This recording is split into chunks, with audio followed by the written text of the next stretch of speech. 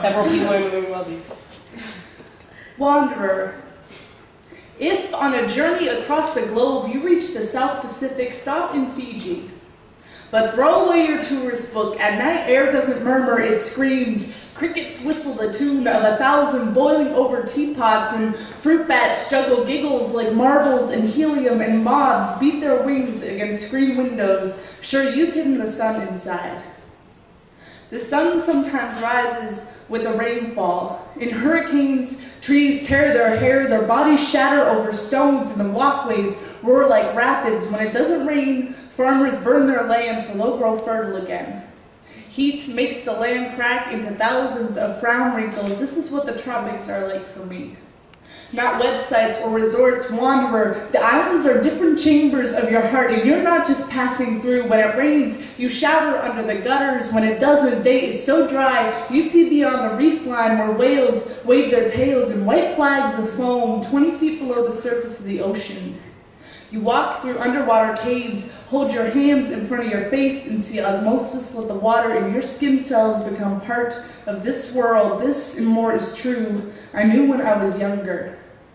At 4 years old, my one memory of America was a porch swing in front of a red house and entering a different continent. I threw away my shoes, became part of a warmer climate which warmed me into who I am today, but getting older changes things. Older, things irrelevant if feelings not facts. Nights I wonder, was I ever really there, running backwards to the truth? Somewhere shoreline remembers my footprints, and I was the one who smoothed them away with hurricane mindset, built for moving on, until asked the question meant for stillness, what is identity? And told, write about it. So here is what I know about the tropics. Sometimes identity is a thing unconsciously kicked away, and where you come from is a slippery creature wearing a skin of rules and regulations and expectations. How can you come from a place if you never learn the language, if you weren't born there, and somehow country becomes shameful? You remember only how everything died in the heat as if it never rained again, and you become a child of the future. It's where you're headed that counts, and the from is the has-been. You left standing in the dust kicked up by you going places. I am never from there, just the last place I've lived.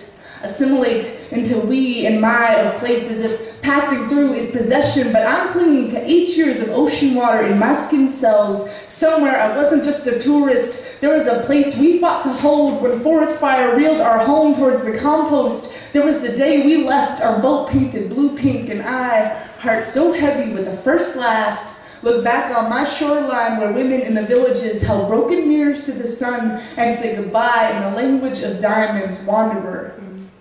It's not a country for tourists.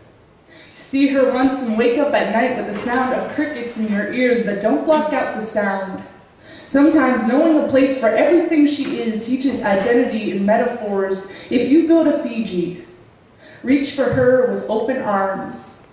When she teaches you to love her like I still do, tell her from me, I'm sorry I never looked back.